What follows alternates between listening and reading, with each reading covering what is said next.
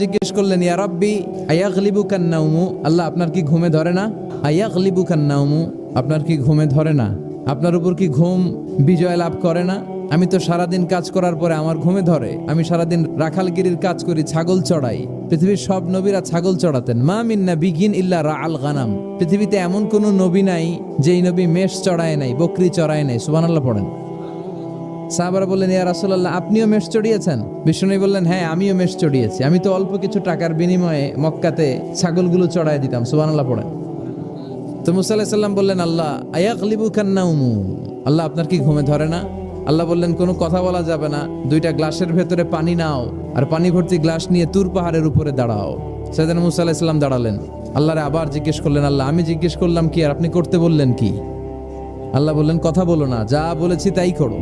আল্লাহর সাথে বেশি কথা চলে না, তিনি সব রাজার বড় রাজা, মহারাজা। চিল্লা এখন ঠিক কিনা? তো মুসা আলাইহিস সালাম কিছু বলতে পারে না, পানি নিয়ে দাঁড়িয়ে রইলেন। মুসা আলাইহিস সালামকে আল্লাহ বললেন, তুমি দাঁড়িয়ে থাকো। আর ঘুম রে বললেন, ঘুম তুই মুসারে ধর। ঘুম যে এবার সাইয়েদনা মুসা আলাইহিস সালামকে ধরেছে, উনি ঘুমের ধাক্কায় আর থাকতে পারেন না, একবার ডানে যায় আর একবার বায়ে যায়।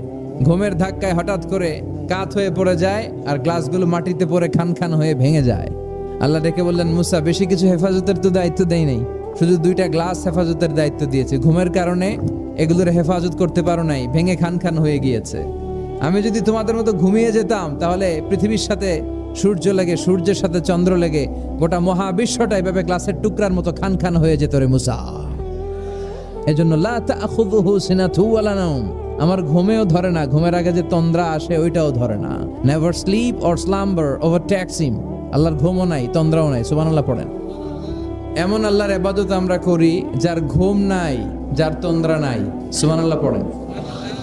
যার শক্তির সামনে কোনো শক্তি নাই, তিনি যা ইচ্ছা তাই করতে পারেন, ঠিক কিনা?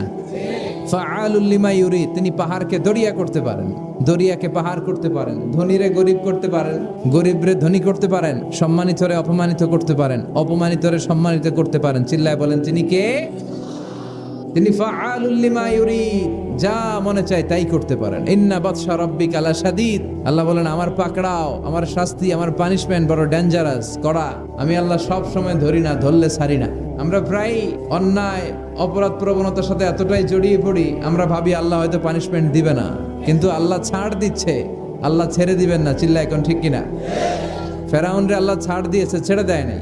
নমরুদরে ছাড় দিয়েছে, ছেড়ে দেয় নাই। এখনো দেখা যাচ্ছে আল্লাহ অনেককে ছাড় দেয়, কিন্তু আল্লাহ ছেড়ে দেয় না। এজন্য সবসময় ইবাদত করতে হবে একজনের, তিনি কে? প্রশংসা করতে হবে একজনের, তিনি কে? জিকির করতে হবে একজনের, তিনি কে? বিশ্বনবী বলতেন, লা ইয়াজালু লিসানুকা রাতবান মিন যিকরিল্লাহ, তোমার জিহ্বাটা যেন সবসময় আল্লাহর জিকিরে, আল্লাহর স্মরণে ভিজে থাকে। আবার বিশ্বনবী বলতেন, হাব্বুল কালাম ইলাল্লাহি আরবা, আল্লাহর কাছে সবচাইতে প্রিয় কথা চারটি। এক হচ্ছে সুবহানাল্লাহ, দুই হচ্ছে আলহামদুলিল্লাহ, তিন হচ্ছে লা ইলাহা ইল্লাল্লাহ, চার হচ্ছে আল্লাহু আকবার। আহাব্বুল কালাম ইলাল্লাহি আরবা, আল্লাহর কাছে সবচাইতে প্রিয় কথা এই চারটা, সবচাইতে প্রিয় কথা। আর এই প্রতিটা কথার ভেতরে আল্লাহর নাম আছে না নাই? জিকির করতে হবে হাতের কড়ায়, গুনে গুনে, ভদ্রভাবে। আব্দুল্লাহ ইবনে আমর ইবনে আল-আস তিনি বর্ণনা করেন, রাআইতু রাসূলুল্লাহ সাল্লাল্লাহু আলাইহি ওয়াসাল্লাম ইয়াকিদু তাসবিহা বিয়ামিনি, আমি আল্লাহ রাসূলকে ডান হাতের গিড়ায় এভাবে আস্তে আস্তে তাসবিহ পড়তে দেখেছি। আল্লাহ আপনি আমারে শুকরগুজার বানান, আল্লাহ আমার চোখে আপনি আমারে ছোট বানান, মানুষের চোখে আপনি আমারে বড় বানান। আমিন পড়েন। আমরা শুকরগুজার হতে চাই না, আমরা অভিযোগ করি বেশি, কমপ্লেইন, এটা আল্লাহ আমারে দিল না, ওইটা দিল না, এরকম অভিযোগ আছে না নাই? যে অবস্থানে আছে এটাতে খুশি না। এজন্য বিশ্বনবী বলতেন, উনজুর ইলা মান হুয়া আসফালা মিনকা, তোমার চেয়ে যে খারাপ অবস্থানে আছে তার দিকে তাকাও, তাহলে তোমার ভালো লাগবে। ওয়ালা তানজুর ইলা মান হুয়া আ'লা মিনকা, তোমার চেয়ে যে ভালো পজিশনে আছে ওর দিকে তাকিও না, যে খারাপ অবস্থানে আছে ওর দিকে তাকাও। তুমি তোমার অবস্থানে থেকে খুশি নাও, কিন্তু অনেকে আছে তোমার অবস্থানে পৌঁছার জন্য সে লড়াই করে যাচ্ছে আর সংগ্রাম চালিয়ে যাচ্ছে। তোমার জায়গাটাতে পৌঁছা, যেই জায়গায় বসে তুমি আল্লাহরে গালি দাও, তোমার ভাল লাগে না, ওই জায়গাটায় আসা বসা অনেকের কাছে স্বপ্ন। অনেকের ক্যান্সার, যার নেই কোনো অ্যান্সার, তার প্রতিটা সেলের ভিতরে জ্বালা। আমি টাকা চাই, পয়সা চাই, কত কিছু চাই, এটা লাগবে, ওইটা লাগবে, এটা চাই, ওইটা চাই। হাসপাতালের ওই ক্যান্সারের রোগীটা কিচ্ছু চায় না, ও শুধু বাঁচতে চায়। ও কি চায়? ও শুধু বাঁচতে চায়। এজন্য চাহিদার কোনো শেষ নাই। আল কানাআতু মিনাল ইসলাম, অল্পে তুষ্ট থাকার নাম ইসলাম। অল্প খাবো, অল্প পড়বো, অল্প জমাবো, অল্পের ভেতরে বরকত দিয়েছে কে? বিশ্বনবী হেরা পাহাড়ে চলে গেলেন। মক্কা থেকে উত্তর দিকে 634 মিটার উঁচু ওই পাহাড়ে যে তাআব্বুদাল লায়ালি, রাত্রিবেলা তিনি ধ্যান করতেন, মেডিটেশন করতেন, চোখ বন্ধ করে স্রষ্টার অস্তিত্বকে খুঁজতেন। খুঁজতে খুঁজতে খুঁজতে 40 দিন ধ্যান করার পরে, 40 দিন আধ্যাত্মিকতার এই চর্চা করার পরে ফাজাহুল হক, সত্য বিশ্বনবীর কাছে এসে ধরা দিল। সাইয়েদনা জিবরাইল চলে আসলেন, এসে বললেন, ইয়া মুহাম্মদ ইকরা, পড়ো। জান্নাতের একটা রেশমি কাপড়ে সূরাতুল আলাকের 5 আয়াত লেখা, রেশমি কাপড়ের ভেতরে ওই রেশমি কাপড়টা ধরে বিশ্বনবীকে বললেন। এই প্রথম বিশ্বনবী সাইয়েদনা জিবরাইলকে দেখলেন আর বললেন, ইয়া মুহাম্মদ ইকরা, পড়ো। বিশ্বনবী বললেন, মা আনা বিকারি, আমি পড়তে পারি না। সুবহানাল্লাহ পড়ো। কারণ বিশ্বনবী ছিলেন না নবী আল উম্মি, নিরক্ষর নবী। ওনার অক্ষর জ্ঞান ছিল না। আলিফ বা তা সা কোনটারে জিম বলে কোনটারে সদ বলে বিশ্বনবী চিনতেন না, লিখতে জানতেন না। তিনি ছিলেন নিরক্ষর, কিন্তু মূর্খ না। নিরক্ষর এক জিনিস, মূর্খ আরেক জিনিস।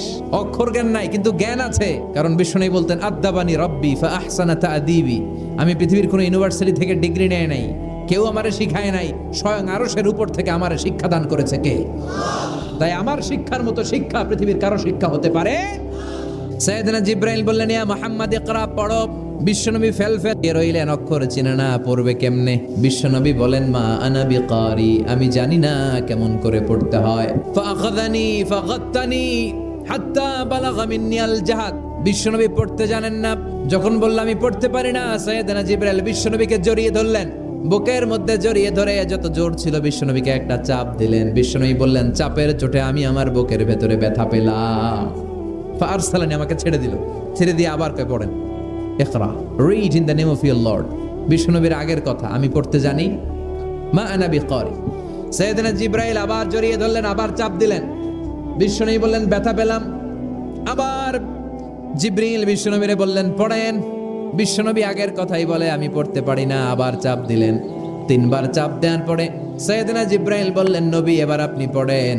বিশ্বনবী এবার পড়তে আরম্ভ করলেন, ইকরা বিসমি রাব্বিকাল্লাযী খালাক খালাকাল ইনসানা মিন আলাক ইকরা ওয়া রাব্বুকাল আকরাম আল্লাযী আল্লামা বিল কলম আল্লামাল ইনসানা মা লাম ইয়ালাম। পড়েন, আল্লাহু আকবার। 3 বার চাপ দেওয়ার পরে বিশ্বনবী পড়তে আরম্ভ করলেন। সাইয়েদনা জিবরাইল এই 5টা আয়াত